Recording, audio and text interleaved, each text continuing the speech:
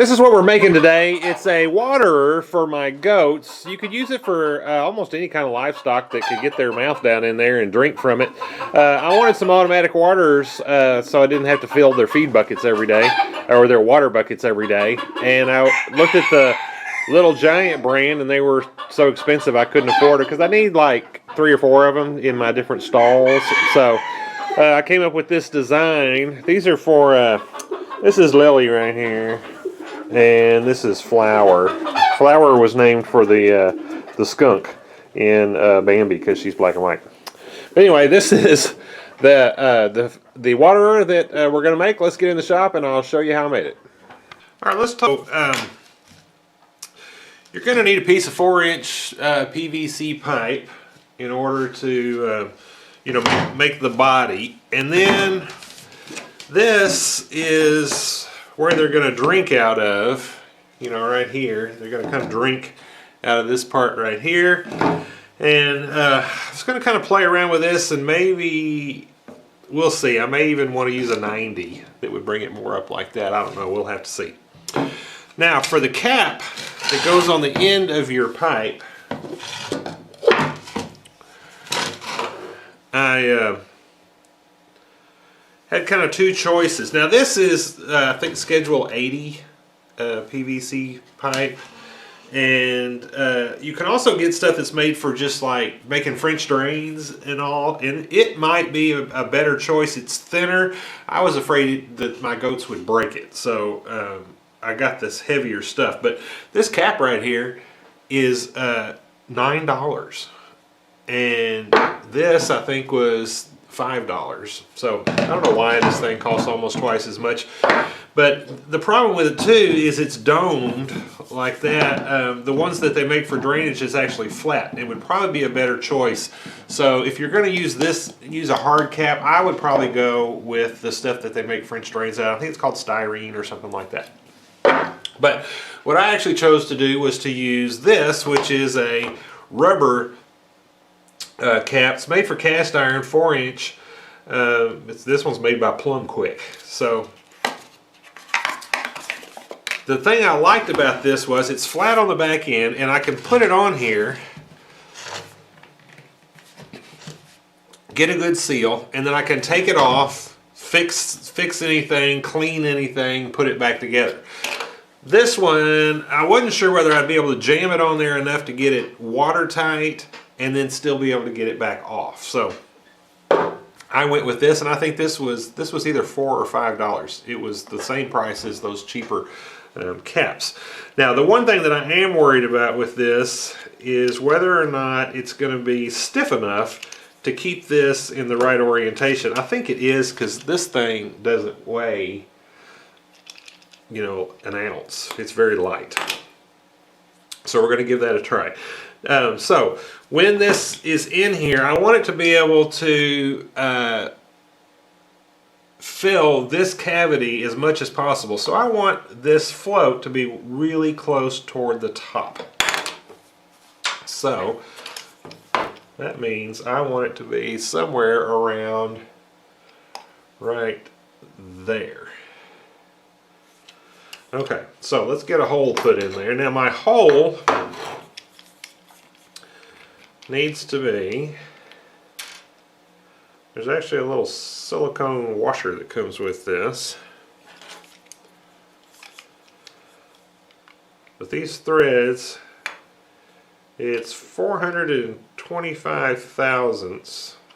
So I think what we're going to do is try punching a 3/8 hole, because I want it to be a tight fit so that it doesn't leak. Now this is a set of hole punches that you can get at Harbor Freight for about $5. I use them on quite a few projects. And we're going to find there's supposed to be one in here that's 3/8, and it is the third from the largest, so it should be this one right here.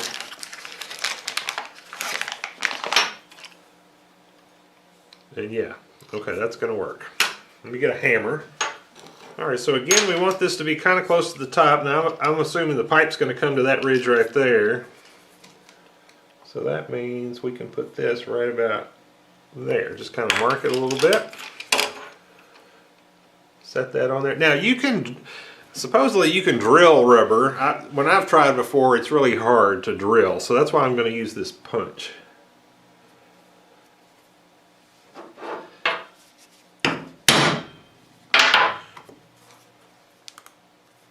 Well, we didn't go all the way through.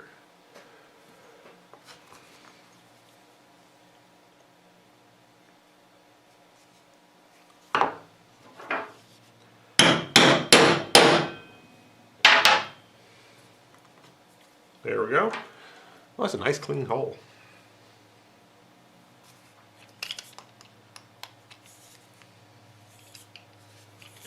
I'm just going to screw this in there.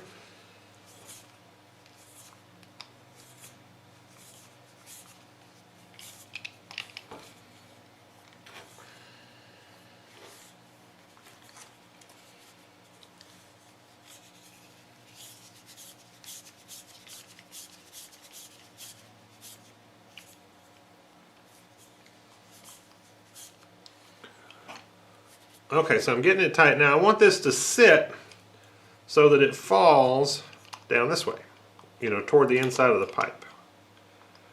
Like that. And then we'll put the nut on the back side. Now I may need more to seal that, but I'm thinking that rubber's going to seal it. So we're going to try that. I've still got this washer that I can use later if we need it. Okay, so then this is going to go like that, on like that, and then we'll put the bell on. So, if this is sitting in there like this, I need roughly about this much pipe. Alright, so I'm going to run cut this off and I'll be back.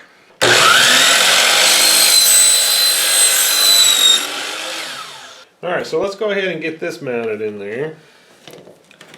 We just gotta kind of get that started around.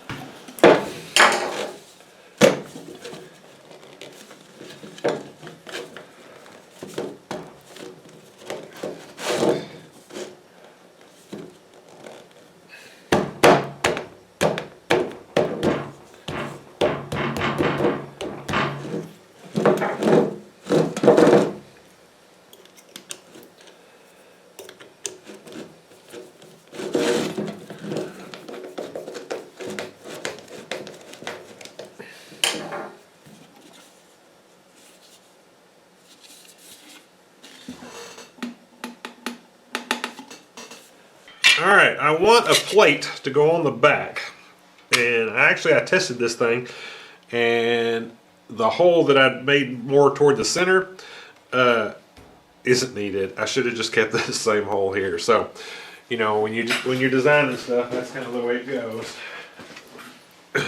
But when I moved the float to this point right here, I found that this dome in here, I need it to flatten out in order to bring that bulb down far enough that it'll shut off.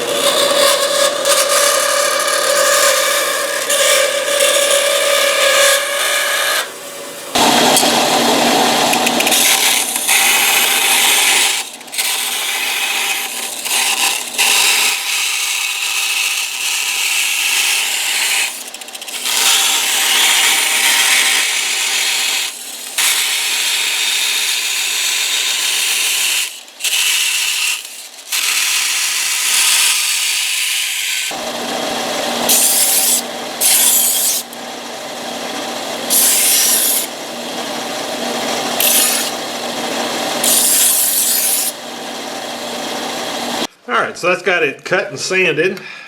Let's see how it fits. Yeah.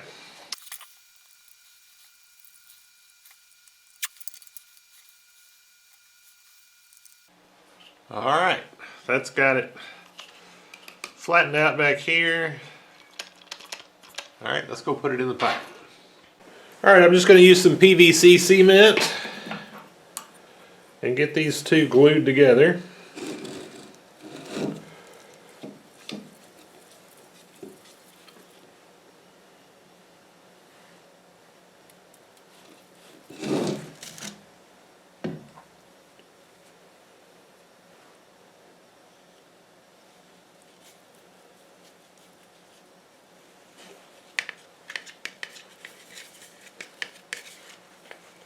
I'm not worried about using the primer on here because there's going to be no pressure at all on this. I just don't want it to drip. Alright, I've just got it connected here temporarily to a garden hose. And let me move around here to the front.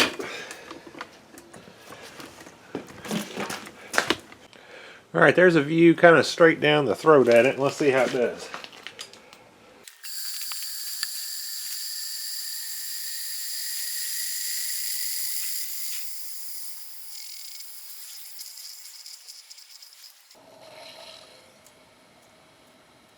Okay, and that's got it full, and you can see here's the water in the front.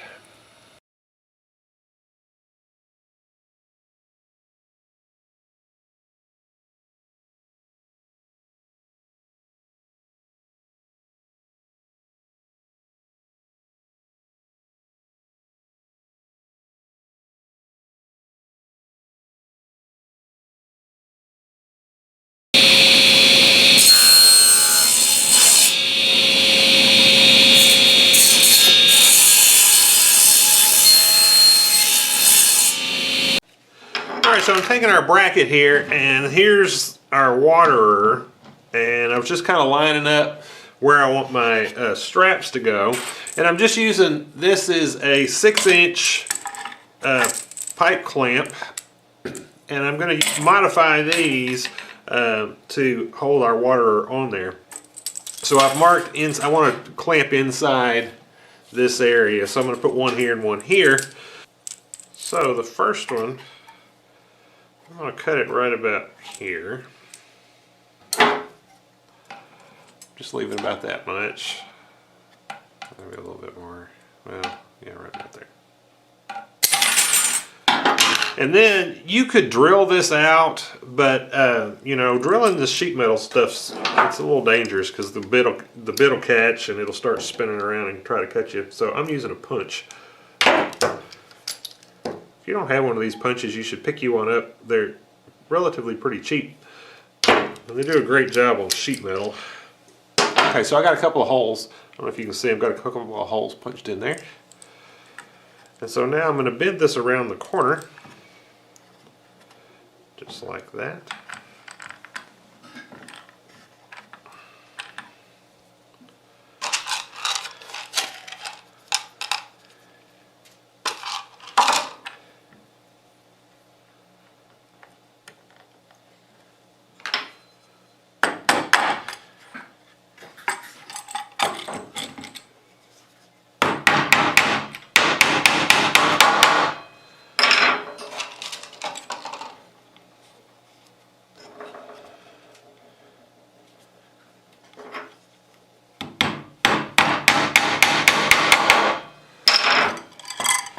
Alright, so we got that one attached. Now, I'm going to go ahead and put this together just a little bit.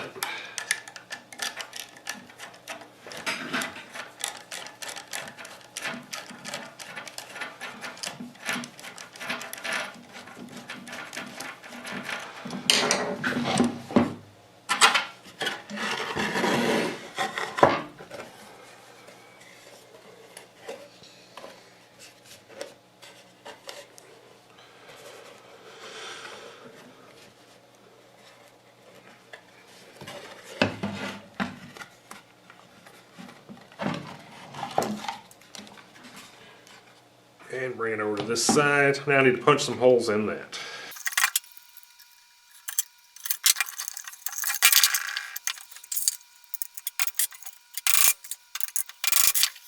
Alright, now I'll get that next one put on. This is one of the waterers installed, and you know, these are, I'm using these to water goats, and if you have goats, you know, they mess with absolutely everything. So here on the back, I took, this is a coffee can that I screwed it to the wall first, and then I used a piece of conduit, or this is actually just PVC, that I brought down, and that protects my 1/4-inch water pipe, and I got a little valve here that I can turn it off if I need to, and I bought all that just on eBay. But the PVC pipe keeps the goats from chewing on the hose and pulling it out of there, and the can keeps them from pulling the connector off the back end and chewing that all up. And then I put these on there, and was originally thinking that I wanted some way to be able to take this loose so I could clean it easily, but I actually have come up with another way of doing that, and I'll show you here in just a second. But this is, I just cleaned this one a minute ago, and about once a week I just come down here and run my hand in there and swish the water out. But the float, you know, is up in there, and I originally was worried about it being clean. I didn't know if I was going to like these or not. But, you know, Little Giant makes one, and you can't even get to the float. It's back behind a shield, so you can't even clean back there at all. So these, you know, they're just as easy as those are to clean, and they cost a fraction of the cost. But anyway, that's the installation. Here is how I clean them. Now, this one, I haven't cleaned it in probably about a week. It's actually been probably a little bit longer than that. But it's just got a little bit of brown stuff in here. What I do is I just take my finger, stick my hand in there and loosen that stuff up a little bit. And then I take a feed scoop and I just sweep it out. And then toss that outside.